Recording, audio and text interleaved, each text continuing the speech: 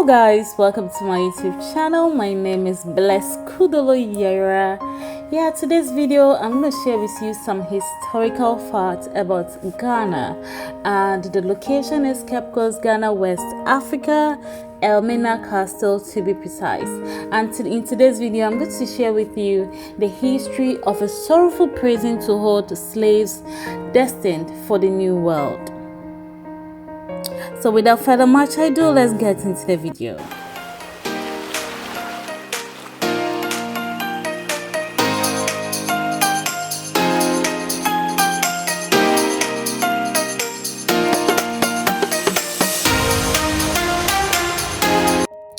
So guys, don't forget your route. We decided to pass by Solace Restaurant, which serves one of the delicacies, local dish. We decided to eat fufu, a very delicious fufu local dish to keep us full for the day. So you can also pass by the Solace Restaurant. They serve very delicious local dish at affordable price. The fufu was really great. From here I am heading to the Elmina Castle. For the first time I'm going to visit the Elmina Castle. Over 20 years of my life in Ghana, I never had a chance to visit the Elmina Castle. So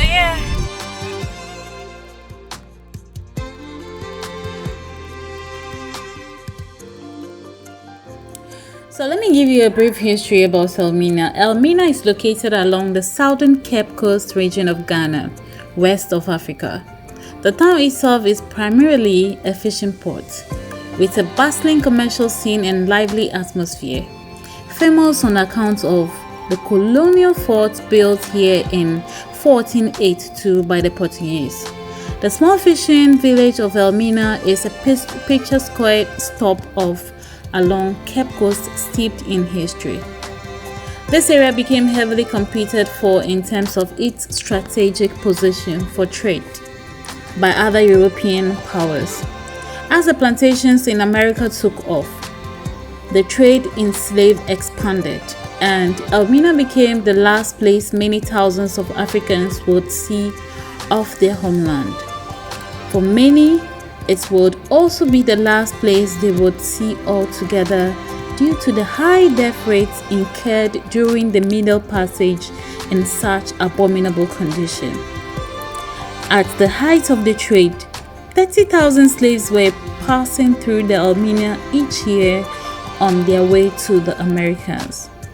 This continued for nearly 300 years in appalling conditions. There were many horrors witnessed here, as it's where the slaves were detained and tortured before being shipped to the New World.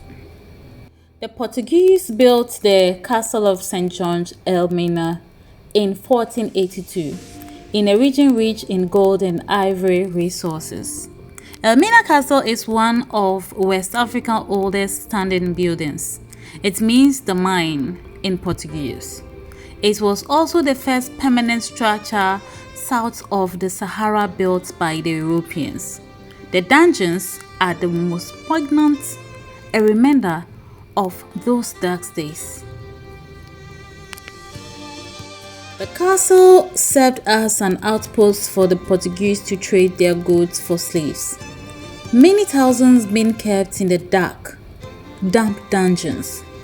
It was also heavily guarded against attack by other European empires that were keen on gaining its strategic position, yet not so heavily guarded against less likely inland attacks by the Africans.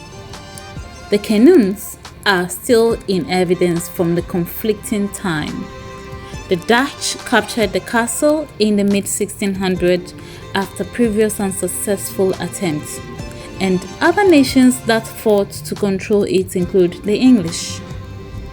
The castle was originally a trading post for the country's gold, ivory, and timber. This later developed into a point on the infamous Slave Triangle transporting human cargo to America and Caribbean. Raw materials such as cotton, rubber, to Britain, and manufactured goods such as clothing and weaponry back to the west coast of Africa. A reminder, you can tour the castle with a guide for only not more than $1 if you are a citizen of Ghana. And don't forget your cameras, as the views here are terrific. My tour of Elmina begins in the courtyard of the castle. From here, the grandeur of the building is plain. Tall walls rise up on all sides. Ancient staircase went in and out. Intricate wrought iron railing wrap around balconies, and wooden shutters still covers the windows. The most prominent structure visible in the courtyard, though, is the church. It is a large building placed almost central in the courtyard. About 500 meters away from the church are the male slave dungeon. I walked through the male dungeon first. Both the male and female dungeons are long rooms with shallow arch ceiling. Everything is stone. The only light comes through narrow windows on one side of the room, and it's so dark that the guide has to turn on a flashlight to allow my group to walk safely. Even in broad daylight, the floors are rough, slightly muddied, with eddies of water running through them. This, the guide explains, was where the captives would sleep. The rooms were so crowded and had so little ventilation that it was often difficult for the inhabitants to breathe. You can hear murmurs of disbelief from the group every time the guide lists a fact like this. From the dungeons, our tour goes through an open courtyard where prisoners who misbehave were chained to sit out in the heat, in the rain. We pass by the door of no return, a small tunnel that leads through the walls of the castle and out to the boat. Then we proceed back to the courtyard, standing in front of a heavy black door with a skull and cross bones carved over it. Here, prisoners deemed particularly rebellious were locked in a small room without food or water to die of dehydration. This is only the first floor. We go upstairs to the area where the members of the military lived. Traveling from the ground floor to the upstairs, rough stones gives way to softer woods. Here are spacious, well-lit rooms where soldiers ate, slept, and socialized. In contrast to the floor below, the upper levels of the castle are light, airy, pleasant. The room where the commander would sleep is large, with many windows and a 180-degree view of those outstanding coastal views.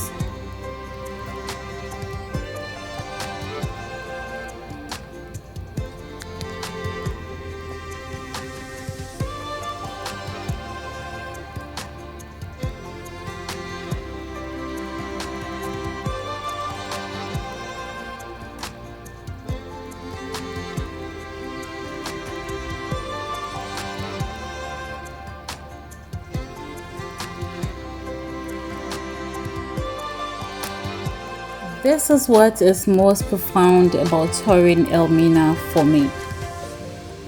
It's not so much that human beings were kept in absolute abysmal conditions. It's that one floor above them, interacting with them every day for a month, were other people. People who went to church, who ate their meals, who slept in comfortable quarters night after night. While walking through the ground floor of Elmina, it's easy to imagine yourself as a captive, a slave. It's easy to think about what it would have been like to sleep on hard floors, to be cold, to be hungry, to be desperate for fresh air. Touring the upper floors of the castle, though, it's equally easy to imagine yourself as a god and to wonder what you, if placed in that situation, would have done. What other things to see and do in Elmina Castle? The famous festival in Elmina, Bakatui, takes place in the first Tuesday in July. The literal meaning of the festival is the opening of the Benya Lagoon into the sea. Symbolically, it celebrates the beginning of the fishing season, marked by a parade of towns chiefs in their full regalia, followed by singers, dancers, and stilt walkers.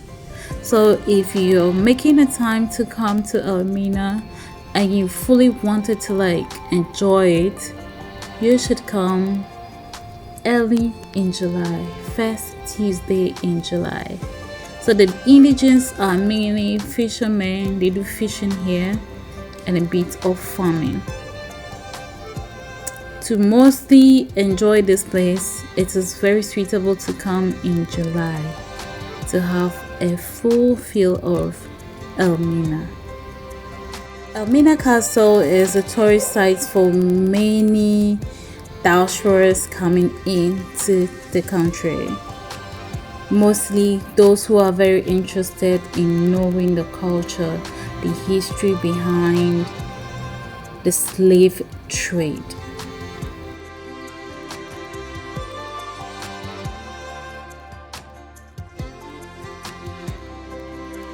Making my way up to the courtyard from the dungeon, the difference is very, very enormous.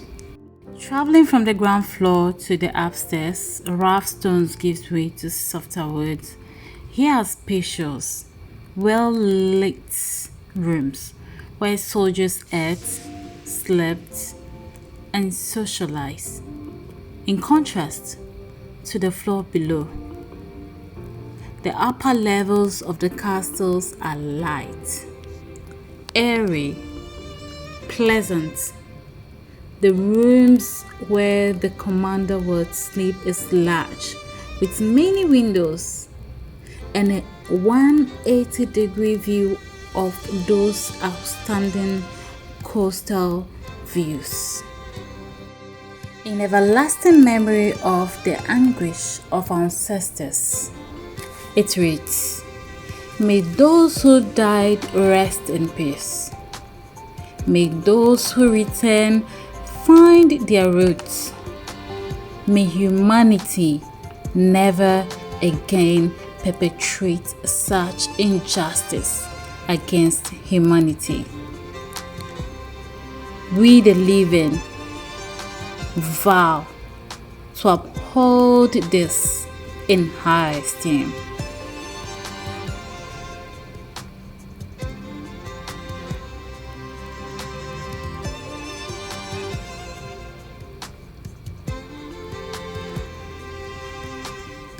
Oh, he is an artist, okay.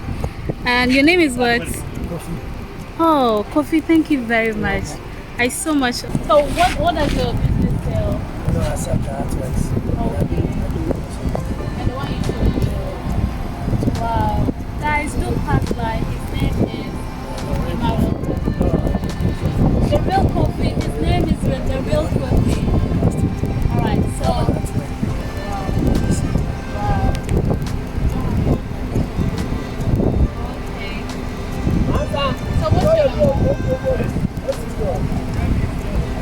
yeah, I know.